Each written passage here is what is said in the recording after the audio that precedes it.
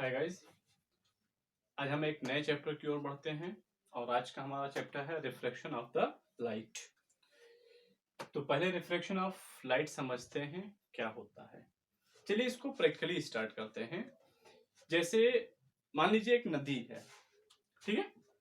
मान लिया आपने कि एक नदी है ऐसे, ठीक है। इसमें पानी बह रही है, तो आप यहां खड़े हुए हैं पॉइंट ए पर, और ये है आपका इसी के जस्ट सामने एक पॉइंट है बी। ओके, अब अगर इसमें पानी बह रहा है, ठीक है, थोड़ा गहरा भी है, तो आपको ए से बी की ओर आना है। तो आप इन प्रैक्टिकल, अब पता नहीं आपने किया नहीं किया, बट करके देखिएगा, आपको भी लगेगा कि हाँ ऐसा होता है। तो इन प्रैक्टिस अगर आप चलते हैं ए से बी की ओर, तो एग्जैक्टली आप ए और से बी पर ना पहुंचकर किसी और पॉइंट पर पहुंचते हैं सी पर। यानी यहां अगर वाटर ना होता, यानी ये रिवर ना होता, आप केवल अर्थ पर होते, तो आप सीधे यहां से यहां आ जाते बी पर। लेकिन पता नहीं क्यों, जब आप एक बहते हुए पानी से यहां चलते हैं, तो आप ए से बी पर ना पहुंचकर सीधे कहां पहुंचेंगे, ए से सी पर। क्यों? यहां पर वाटर इस डायरेक्शन में फ्लो हो रहा है, तो वाटर आपको बहा तो नहीं पा रहा है, बट कुछ ना कुछ फोर्स आप पर एग्जर्ट कर रहा है, और उस फोर्स का थोड़ा सा ही सही बट इफेक्ट आप पर दिख रहा है। आप पर थोड़ा सा ही भले ही फोर्स लगता हो, लेकिन आप शिफ्ट हो जाते हैं अपने पाथ से, थोड़ा सा शिफ्ट हो जाते हैं। तो ये क्या सिर्फ आप पर ही होता है? जैसे आप पर ये बहते हुए पानी में होता है, या मतलब किसी भी गहरे पानी में अगर कमर भर का गहरा भी है, तो आप जब उस पर चलते हैं तो ऐसा होता है। तो क्या ये सिर्फ आप पर ही होता है, या कहीं और भी होता है हमारे नेचर में, किसी और जगह भी, या किसी और के साथ भी होता है? तो आंसर है यस, ऐसा लाइट के साथ भी होता है। लाइट जब एक ट्रांसपेरेंट मीडियम से दूसरे ट्रांसपेरेंट मीडियम में एंटर करती है, तो उसके साथ भी ऐसा ही कुछ होता है। तो उसी फेनामेना का नाम होता है रिफ्रैक्शन। यानी अब ये रिफ्रैक्शन हो किसके साथ रहा है, लाइट के साथ हो रहा है, तो इसका पूरा नाम होता है refraction of the light. Actually जब लाइट किसी भी ऑब्जेक्ट पर पड़ती है, तो वहां तीन तरह के केसेस हो सकते हैं। जैसे कि हो सकता है, जैसे आप मान लीजिए किसी ग्राउंड में बैठे हुए हैं और कुछ बच्चे वहां पर बॉल खेल रहे हैं, ठीक है। तो मान लीजिए अचानक वो बॉल छूटती है और आपको आकर के स्ट्राइक करती है, आपको हिट करती है और आपको चोट लगती है। तो जब आपको चोट लगती है और गेंद आपके पास आता है, तो अब बच्चों के मन में यहां तीन तरह के शंका उठते हैं। यानी आपके वो तीन तरह के रिएक्शंस को उम्मीद करते हैं, एक्सपेक्ट करते हैं आपसे। हो सकता है कि आप बॉल उनको रिटर्न कर दें बिना कुछ कहे, ठीक है, यानी बॉल रिटर्न कर रहे हैं। हो सकता है बॉल को उठा के गुस्से में उनसे दूर फेंक दें, और यह भी हो सकता है कि आप बॉल को ही जब्त कर लें, नहीं देंगे, जाओ मुझे चोट लग गई। तो इसी तरह से जब लाइट किसी भी ऑब्जेक्ट पर स्ट्राइक करती है किसी सरफेस पर, तो वहां भी तीन तरह के फिनोमेना हो सकते हैं। हो सकता है वो ऑब्जेक्ट लाइट को एब्जॉर्ब कर ले, हो सकता है वो रिटर्न कर दे, और हो सकता है उसको आगे की ओर ट्रांसमिट कर दे।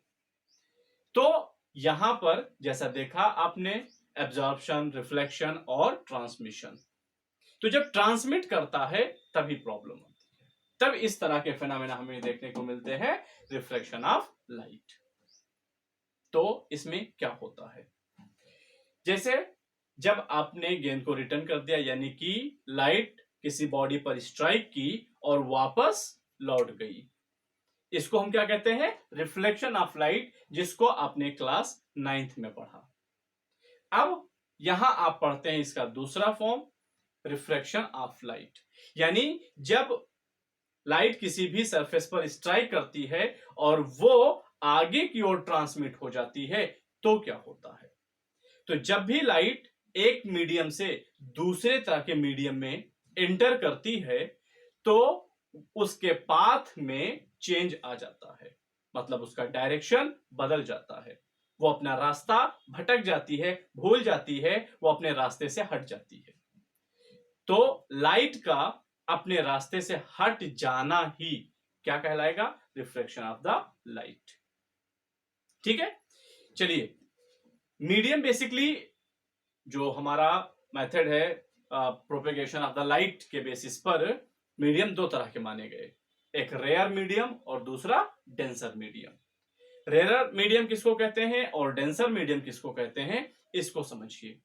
जैसे समझिए कि आप किसी हाईवे पर चल रहे हैं, ठीक है, तो हाईवे पर आपकी स्पीड ज्यादा होती है। जैसे आप यहां देख लीजिए, तुलसीपुर से निकलते हैं पचपड़वा के लिए, ये हाईवे रोड आपको मिल जाता है, और यहाँ बलरामपुर की तरफ निकलते हैं, यहाँ भी आपको हाईवे रोड मिल जाता है। और वही आप सोचिए कि आप हनुमानगढ़ी से लेकर के चौक आ रहे हैं, यानी कि आप सब्जी मंडी ले लीजिए, आप नई बाजार चौक से सब्जी मंडी से होते हुए नई बाजार चौक की ओर जा रहे हैं। तो जो आप हाईवे पे गाड़ी चला रहे थे और यहां पर जो गाड़ी चला रहे हैं, तो क्या दोनों की स्पीड सेम होती है? ऑब्वियसली है नो, ऐसा नहीं होता है। हम देखते हैं कि मार्केट में, यानी जहां रश ज्यादा होता है, जहां पर रश ज्यादा होता है, भीड़ ज्यादा होती है, वहां पर हमारी स्पीड स्लो होती है, और ऐसे एरिया को हम कहते हैं डेंसर एरिया, यानी वहां क्राउडिंग ज्यादा है। तो जहां क्राउडिंग ज्यादा होती है उसको हम क्या कहते हैं? Denser area. और डेंसर एरिया का इफेक्ट क्या हुआ कि आपकी स्पीड स्लो हो गई। लेकिन अगर हम बात हाईवे की करते हैं तो हाईवे पे भीड़ उतनी नहीं होती है, क्राउडिंग कम होने की वजह से आप उसमें आसानी से अपनी स्पीड को बढ़ा सकते हैं, आप उस पर मार्केट के रेस्पेक्ट में ज्यादा स्पीड चलते हैं। तो ये हो गया मीडियम को डिफाइन करने का तरीका, यानी एक ऐसा मीडियम जिसमें लाइट की स्पीड ज्यादा हो और एक में कम हो। हम डेंसर और रेयर की बात तभी कर पाते हैं जब हमारे पास दो मीडियम होता है। एक अकेला मीडियम ना ही डेंसर माना जा सकता है ना ही रेयर माना जा सकता है।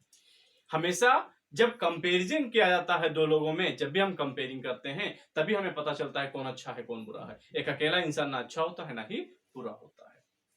तो जब हम दो मीडियम को कंपेयर करते हैं तो हम देखते हैं कि एक में लाइट की स्पीड डिफर है, दूसरे में लाइट की स्पीड डिफर है। तो जब हमारे लाइट की स्पीड ज्यादा होती है तो जिस मीडियम में लाइट की स्पीड ज्यादा है उस मीडियम को रेयर मीडियम कहा जाता है, और जिस मीडियम में लाइट की स्पीड कम होती है उसको डेंसर मीडियम कहा जाता है। So there are two types of the medium, rarer medium and denser medium. In which medium the light speed is less, known as the denser, and more than known as the rarer. तो ये हो गया दो medium को define करने का तरीका। अब भाई लेस मतलब और डेंसर और रेयर यानी कि स्पीड लेस और ज्यादा क्यों होती है ये आपने समझ लिया। यानी जिस मीडियम में पार्टिकल की डेंसिटी कम होती है वहां पर स्पीड की लाइट ज्यादा होती है, और जहां पर डेंसिटी ज्यादा होती है, सॉरी डेंसिटी ज्यादा होने पर स्पीड कम होगी और डेंसिटी कम होने पर स्पीड ज्यादा होती है। ठीक है, तो ये हमने रिफ्लेक्शन समझा। रिफ्लेक्शन में हमने क्या समझा? यही कि जब भी लाइट एक मीडियम से दूसरे मीडियम में एंटर करेगा, जब लाइट हमारा एक मीडियम से दूसरे मीडियम में एंटर करता है तो अब देखिए इसका पाथ ये होना चाहिए था, लेकिन सपोज कीजिए कि ऊपर वाला रेयर है और ये बॉक्स जो है वो डेंसर है, सपोज कर लीजिए ग्लास है। तो अब यहां पर इसको जाना तो ऐसे सीधे चाहिए क्योंकि स्ट्रेट पे चलती है, लेकिन ये यहां झुक के चली जाती है ये। तो यहां पर इसका पाथ बदल गया, पाथ होना चाहिए था ये, बट पाथ है इस वक्त ये, तो यहां पर पाथ में चेंज आ गया, पाथ का डायरेक्शन चेंज हो गया। सो हम कहते हैं कि यहां पर क्या हुआ? Reflection of light. This phenomena is known as the reflection of light. Okay, यहां देखिए ये जो लाइन हमने खींची है इसको नॉर्मल कहा जाता है। इसको क्या कहते हैं? नॉर्मल कहते हैं। ये जो लाइट आकर के सरफेस को स्ट्राइक करती है उसको क्या कहते हैं? Incident raise. उसको क्या कहेंगे, इंसिडेंट रे, और इसको क्या कहेंगे, रिफ्रैक्टेड रे, क्योंकि ये भटक गई है अपने रास्ते से, इसने अपने पाथ को चेंज कर लिया है, इसलिए ये रिफ्रैक्टेड रे होती है, ये नॉर्मल होता है। और इंसिडेंट और नॉर्मल के बीच जो एंगल बनता है ये आई, इसको हम क्या कहते हैं, एंगल ऑफ इंसिडेंस, और इसको कहते हैं आर, आर को कहते हैं यानी रिफ्रैक्टेड रेज और नॉर्मल के बीच जो एंगल बनता है उसको हम क्या कहेंगे, एंगल ऑफ रिफ्रैक्शन। तो ये हो गए हमारे अब एंगल्स और नेम, और ये जो ये भटका कितना, ये इतना एंगल रास्ता भटक गया है, ठीक है, यानी ये इतना। तो आपने ज्योमेट्री पढ़ी है, तो ये है हमारा आई, ज्योमेट्री के अकॉर्डिंग ये है आई, और ये पूरा भी क्या होगा, आई होगा, क्योंकि ये क्या है, फिर से मैं इसको ड्रॉ करता हूं, जैसे ये देखिए ये एंगल और ये एंगल वर्टिकल अपोजिट एंगल है, तो अगर ये एंगल आई है तो ये एंगल भी आई होगा। लेकिन हुआ क्या एक्चुअल में, हमारा जो लाइट था वो अपने पाथ पे ना जाकर के ये यहां से थोड़ा सा भटक गया, ये ऐसे चला गया, अभी धोखा देना था जी, चलो इसी से बना लेते हैं। ये गया है यहां से, और ये नॉर्मल के साथ कितना एंगल बनाता है, आर, तो इधर ये बचा कितना, ये पूरा है आई, ये इतना है आर, आर, तो ये इतना कितना बचा, आई माइनस आर, इसको कहते हैं डेल्टा से डिनोट करते हैं, और इसको कहते हैं एंगल ऑफ डेविएशन, ठीक है। तो ये क्या है हमारा, एंगल ऑफ डेविएशन है, ठीक। तो एंगल ऑफ डेविएशन कैसे फाइंड करेंगे, आई माइनस आर से, यानी इंसिडेंस एंगल में से एंगल ऑफ रिफ्लेक्शन को माइनस कर देंगे, तो जो बचेगा वो क्या होगा, एंगल ऑफ डेविएशन होगा। अब देखिए कि इस फिनोमेना में तीन तरह के कंडीशंस देखे गए, जब प्रैक्टिकली देखा गया इस चीज को, तो प्रैक्टिकल में हमें तीन फैक्ट्स देखने को मिले, और वो ये थे कि जब भी हमारी लाइट रेयर टू डेंसर जाती है, तो जो लाइट होती है वो नॉर्मल की ओर बेंड होती है, बेंड टुवर्ड द नॉर्मल। तो और ये देखा गया कि अगर वो डेंसर से रेयर में जाती है, यानी जैसे अगर एयर से ग्लास में जाएगी, एयर से वाटर में जाएगी, एयर से ग्लिसरीन में जाएगी, मतलब इस तरह से किसी भी रेयर से डेंसर में अगर जाती है तो हमारी लाइट किसकी ओर झुक जाती है, हमारी लाइट झुक जाती है नॉर्मल की ओर, बेंड हो जाती है, ठीक है।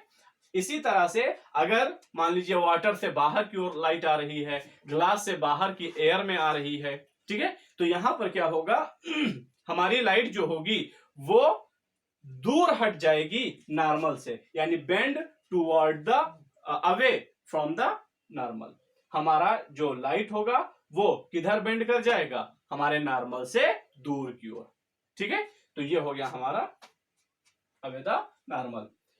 फिर एक तीसरा कंडीशन देखा गया, वो ये देखा गया कि अगर कोई भी लाइट परपेंडिकुलर स्ट्राइक करती है सरफेस पर तो क्या होता है, तो ये होता है कि वो बिना डेविएट हुए सीधे निकल जाती है, ठीक है, यानी उसमें डेविएशन तो नहीं होता है, वो सीधे निकल जाती है, बट वेलोसिटी चेंज हो जाती है। ये याद रखिएगा, वेलोसिटी हमारी क्या होती है, वेलोसिटी चेंज होती है। ऐसा नहीं कि अगर उसने पाथ नहीं बदला तो वेलोसिटी नहीं बदली होगी, वेलोसिटी बदल गई, रेयर से डेंसर गया तो वेलोसिटी क्या हुई, कम हो गई, और अगर डेंसर टू रेयर गया है तो वेलोसिटी ज्यादा हो जाएगी, बस वो अपने पाथ को चेंज नहीं करेगी। ओके गाइस, तो ये था हमारा रिफ्रैक्शन ऑफ लाइट। अब हम बात करेंगे इसके बाद लॉज ऑफ रिफ्लेक्शन में। हमने लॉज जैसे रिफ्लेक्शन में अपने लॉज पढ़े थे, ऐसे ही हमारे रिफ्रैक्शन के भी कुछ लॉज हैं, उसको भी हमें पढ़ना है।